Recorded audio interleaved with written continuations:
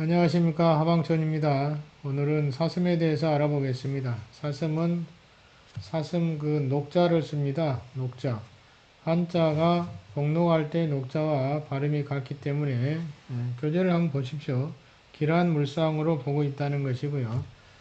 그 다음에 뭐 그림 액자를 걸어두는데 사슴 그림을 그린다면 쥐 한 마리하고 사슴을 같이 그려 넣어서 복록이 가득하기를 염원하는 뜻이 있다는 점입니다. 그래서 이 사슴은 가장 기본적으로 제물복, 복록을 의미하는 뜻으로 생각하시면 될 것 같습니다. 차츰 그 몇 가지 의미가 더 있는데요. 더 말씀을 드리기로 하겠습니다. 그리고 이제 사슴은 대부분 그 뿔이 있는 사슴도 있고요. 뿔이 없는 것도 있는데 이 뿔이 있는 사슴, 그리고 또 꽃사슴이라는 게 있죠. 그래서 이런 사슴을 보면 상당히 아름다워 보입니다. 그래서 미려한 외형을 갖고 있다는 것이죠. 그리고 온순한 성격을 또 지니고 있고요. 그래서 사람들은 대부분 신령한 짐승으로 많이 생각하고 있습니다. 그래서 진사에도 사용을 합니다. 진사, 삿된 것을 물리친다 또는 진압한다 이런 뜻을 갖고 있는데요. 그만큼 사슴을 그런 의미 부여를 하고 있는 것이죠. 지위를 인정하고 있는 것입니다. 그래서 이제 그런 의미도 담고 있는데요. 그 의미를 하나둘씩 이렇게 살펴보겠습니다. 어떤 뜻을 내포하고 있는지 이런 상징적 의미를 갖고 설치하는 것이기 때문에 그러한 의미를 알고 설치하시면 훨씬 더 좋고요. 또 볼 때마다 그러한 좋은 생각이 일어날 수 있겠죠. 첫 번째 미래하다는 뜻을 말씀드렸습니다.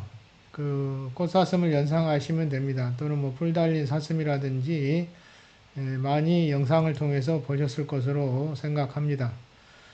그리고 과거에는 그 결혼식을 할 때 예물로 이 사슴 가죽을 보냈다고 합니다.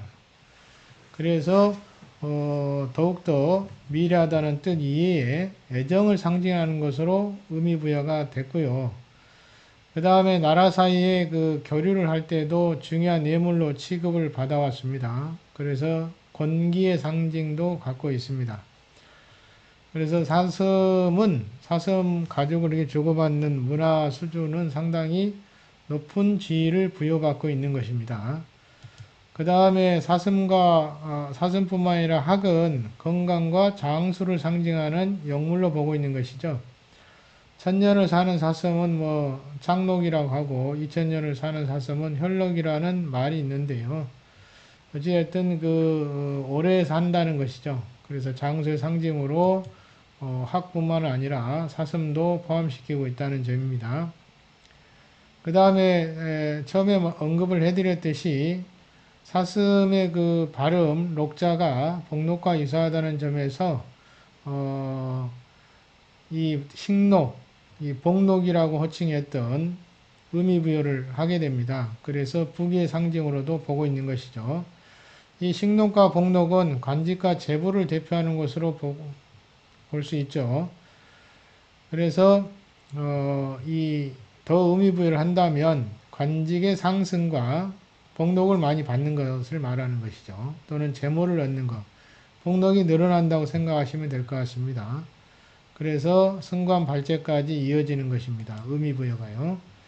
그래서 또 하나는 이제 뭐 벼슬길을 순조롭게 해주는 길상물로도 취급을 했다는 것이죠. 파생되는 의미 부여가 많아지고 있습니다.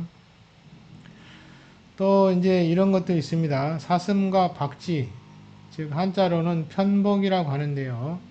사슴의 녹자와 편복의 복자를 합하면 복록의 의미를 갖고 있습니다. 복록. 그래서 복록의 의미를 더 조성해 준다는 뜻으로 이 사슴과 박쥐를 함께 조각을 만드는 경우가 있습니다. 그래서 이 조각품을 뭐 집안에 설치하거나 이런 경우도 있는 것이죠. 자, 그래서 몇 가지 의미 부여가 되고 있다는 점을 말씀을 드렸고요.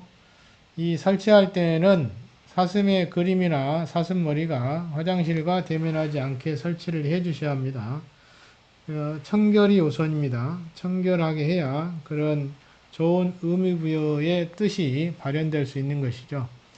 그래서 기장이 깨끗하지 않은 곳은 설치하시면 안 되고요. 가급적이면 깨끗한 곳에 설치를 해주셔야 합니다.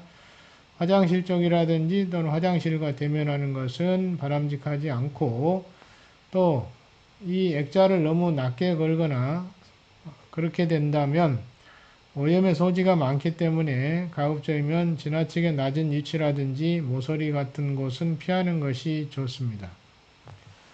그리고 하나 더 추가로 말씀드리면, 사선 그림이 칼과 같은 병기류를 마주 대하고 있으면 안 됩니다. 두 개를 다 설치하는 것도 있긴 한데, 무간의 집안은 괜찮을 수 있는데, 일반 집안에서는 이렇게 같이 병기류하고 사슴을 같이 설치하는 것은 좋지가 않습니다. 가급적이면 이 둘을 함께 설치할 때도 마주 대하지 않게 설치를 하셔야 되고, 가급적이면 분리시키는 것이 좋다라는 점입니다.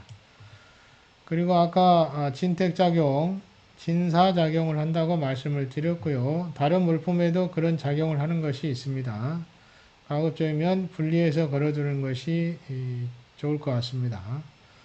자, 이렇게 이 사슴에 대해서는 여러 가지 의미 부여가 되고 있기 때문에 그러한 의미 부여를 통해서 집안에 많이 설치하고 있습니다. 그래서 주의할 점도 말씀을 드렸으니까 몇 가지 참고를 하시고, 또 그런 의미를 알고 있어야 항상 볼 때마다 좋은 생각을 일으킬 수가 있는 것입니다. 자, 그래서 이 사슴에 대해서 오늘은 살펴봤으니까요. 사슴에 대한 좀 이해를 하시고 설치를 하시는 것이 좋겠습니다. 감사합니다.